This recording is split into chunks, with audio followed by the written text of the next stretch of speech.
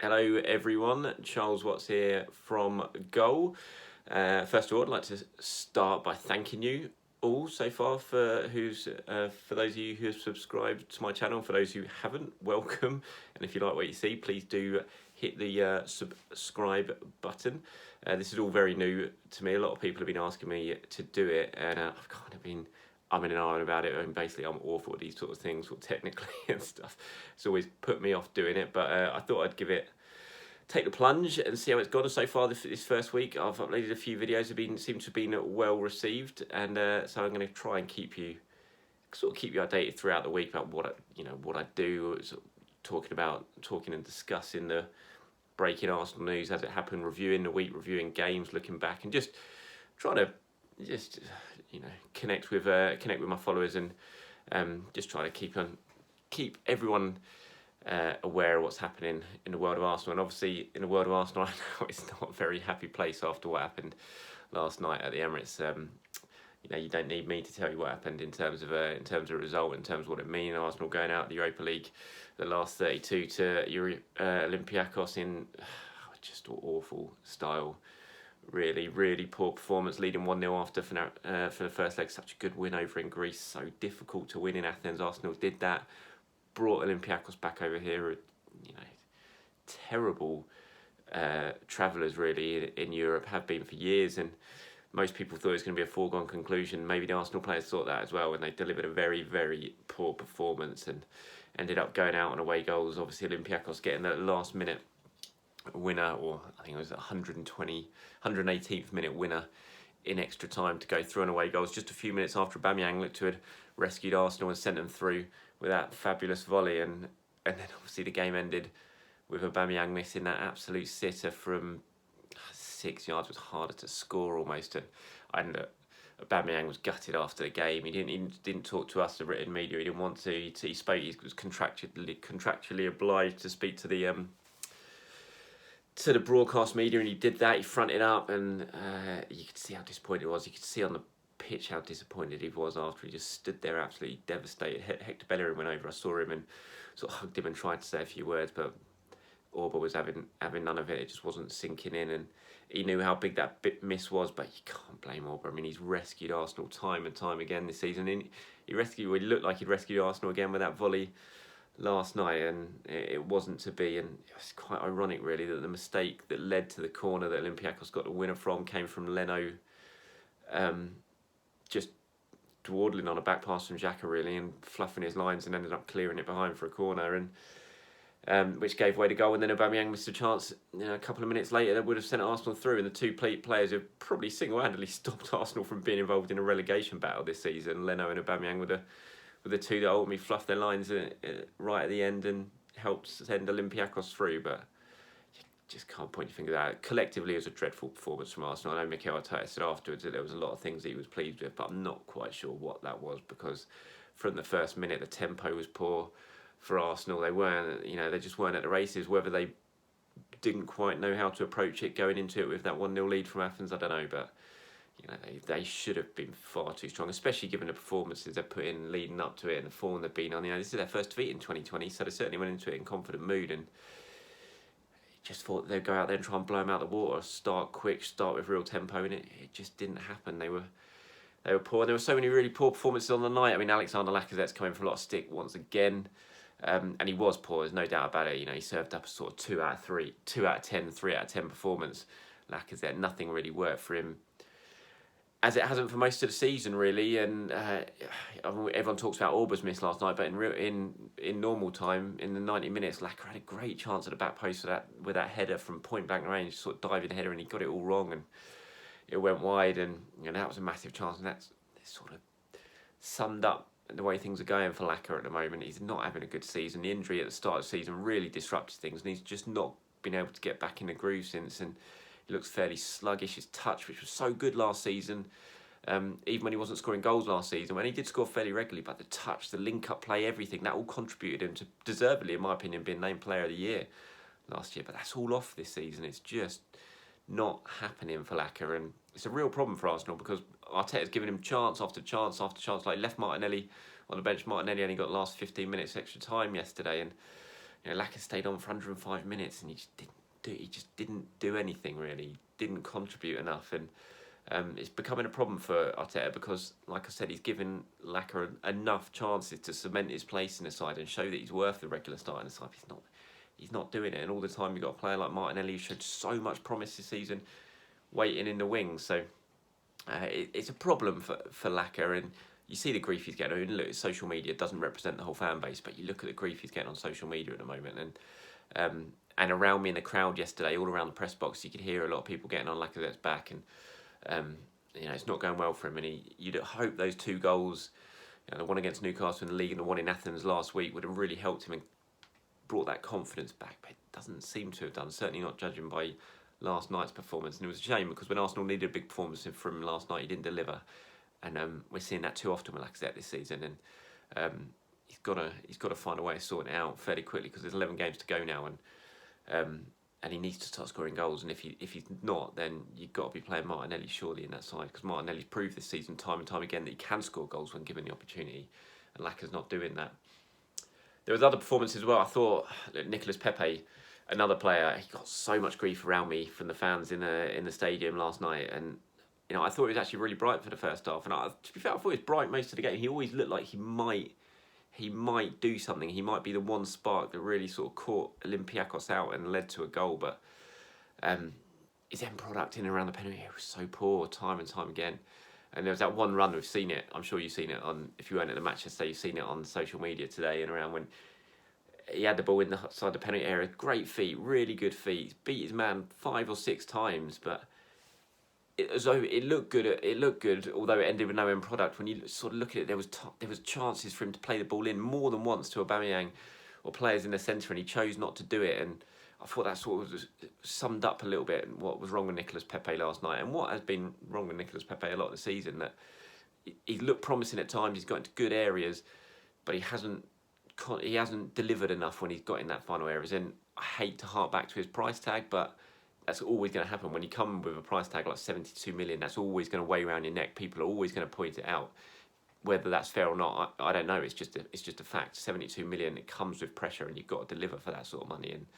And last night he didn't. When he had the opportunities, and he did have the opportunities, certainly to create, he didn't take it because of poor final ball or lack of killer instinct in the final third. And you need more from your big money signing like Nicolas Pepe. And I'm not writing off. I think Pepe's a player. There's definitely a player there. We've seen it this season. We've seen the quality. At times, the flashes of brilliance. The goal at West Ham, the run against Liverpool at the start of the season. He's chipped in with goals recently as well. Man United he scored, and Newcastle as well, and assists. But you just need more, and you hope next season. I think that's the big thing with Nicolas Pepe. He's had it this. You sort of look at this as his bedded in season. Then he'll have the full pre-season in the summer, and then next season you really want to see him kick on. And maybe he just didn't quite do enough yesterday. Mesut Ozil as well. All those players, Arsenal had so much of the ball. Olympiacos just sat deep, really packed the defence, and they almost invited Arsenal on and said, "Come on, then break us down if you can." And Arsenal's ball players had a lot of the ball. Ozil, Xhaka from deep, Pepe, like I said. Ceballos as well, but just that end product. It was just all through the night. It was that end product time and time again, and you could just sense it in the crowd. The groans as passes went astray or poor crosses failed to beat the front man last night. And in the end, that's why Arsenal went out, because they had enough of the ball. They had comfortably had enough possession to create chances and to open up Olympiacos, but they couldn't do it. And Olympiacos, to their credit, they worked non-stop, really did.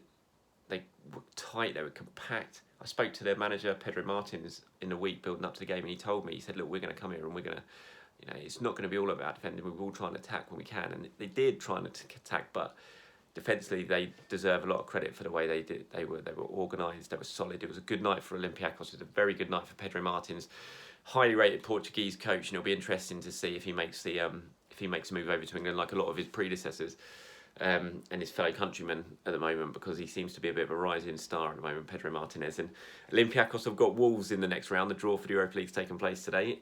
Obviously Arsenal aren't in it, and Olympiacos have got Wolves, so it'll be interesting to see how that goes.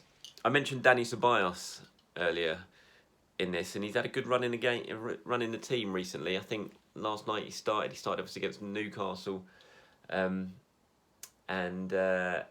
he's been very good in the league. He's been influential in Arsenal's sort of upturn in form recently. I don't think he did too badly last night, but he's keeping Lucas Torreira out. Torreira seems to, again, under another manager or head coach, seems to have fallen down the pecking order a little bit, and he's not starting recently. And for me, Lucas Torreira will be one of the first names in the team sheet. I think he brings energy, he brings a drive to the midfield. When he's not there, I think Arsenal really miss him, and they lack that desire, that tenacity and urgency and tempo in the midfield. And like I said, I think Ceballos has done well. I think Xhaka has to start. He has to continue starting. I think he's really important to Arsenal, Granit Xhaka.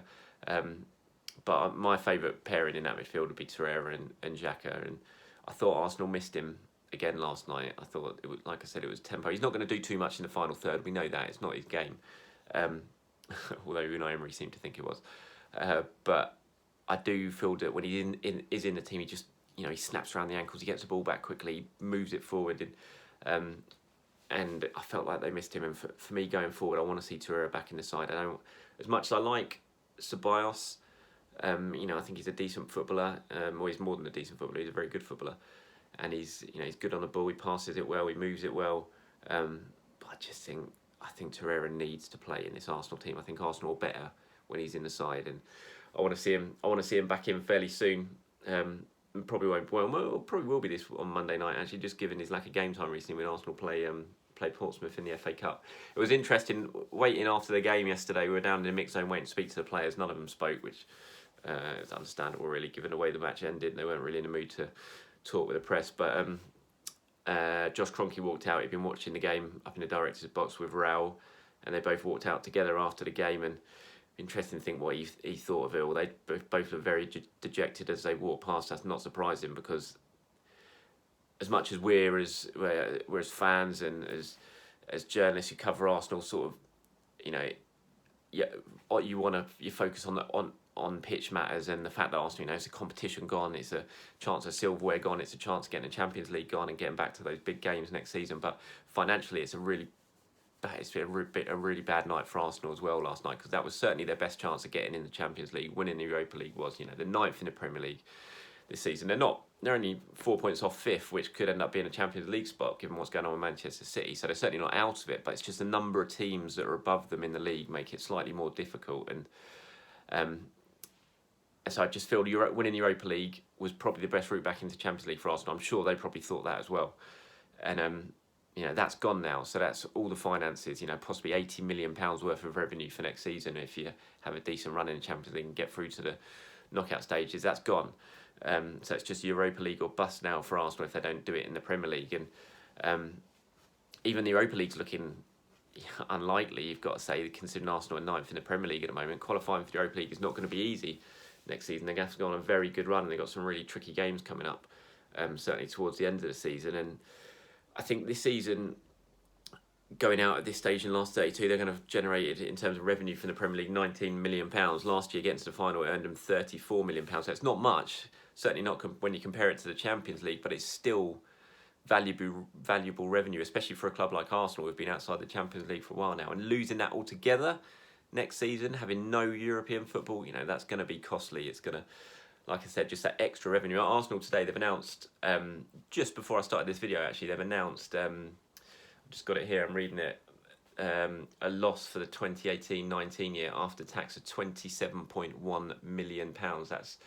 That's their first overall loss since 2002. You sort of compare it to last season, Arsenal's profit was £56.5 million, but that was mainly due to the fact they sold £122 million worth of players. So if it wasn't for those player sales, they would have had another huge loss last season.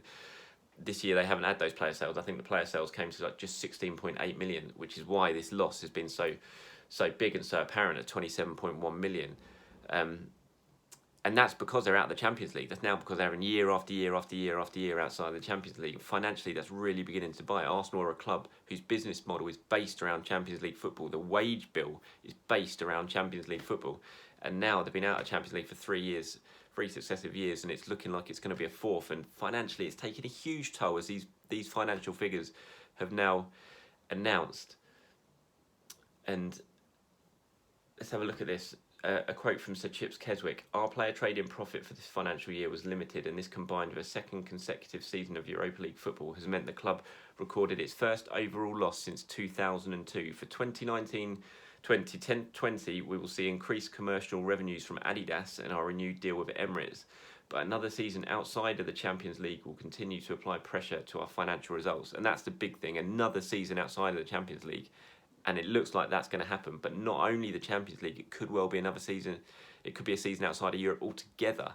And that'd be another, at least, £20 million less in the coffers that they've generated just this season from getting the last 32. So, financially, Arsenal are not in a good position. That's what's happening at the club at the moment. And when Josh Kroenke and Raul left yesterday, that must have been right at the forefront of their minds, because Arsenal are in a difficult position. The longer they stay out of the Champions League, certainly if they drop out of the Europa League altogether, the harder it's going to be. The gap is just going to get so vast between the teams who are constantly qualifying. You've got Man City, you've got Chelsea, Man United, even with their wealthy owners, and the money that they bring in just through commercial revenue.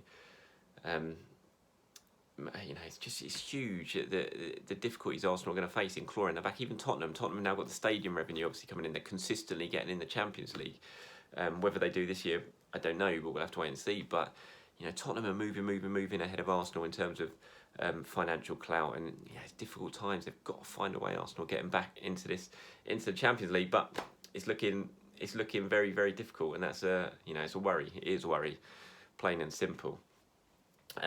That'll probably come up tomorrow. There's a press conference at Arsenal tomorrow on a Saturday, London Colney. I will be there, as long as I don't get struck down with coronavirus in the next 24 hours. It's quite interesting. This first press conference ever that we've had to journalists who wanted to attend have had to pre-submit a form that centres around coronavirus, and you have to say if you've been in one of the really affected areas like China, like Taiwan, like Japan, like South Korea, like Northern Italy, in the last few weeks, and if you have, then you're not allowed to go. I mean, I haven't. The only place I've been is Greece, so I've been able to, the whole way through the form, I've been able to tick the right box, which means I should be allowed, providing I don't suddenly go down with it overnight, which, touch wood, I won't. But that's just, it's an interesting thing. The coronavirus is showing the effect it's happened. We've seen the Six Nations game, upcoming Six Nation games cancelled between Italy and Ireland. We've seen numerous sporting events now being cancelled all over the world because of it.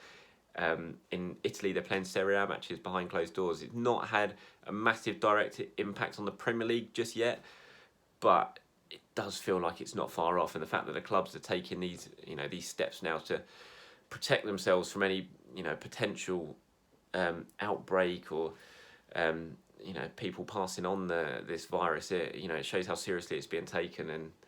And you just wonder a few weeks down the line, in terms of England or elsewhere in Europe, how bad this is going to get, and what knock-on effect it's going to have on sport. I mean, to be fair, sport, that should be the furthest point of our mind at the moment. This is directly having an effect on people and on lives, and it's killing people. So sport way down the list of priorities when it comes to this. But just saying that the fact Arsenal are now putting these measures out, and it's not just Arsenal, it's other teams in the Premier League as well. I know Tottenham have done it.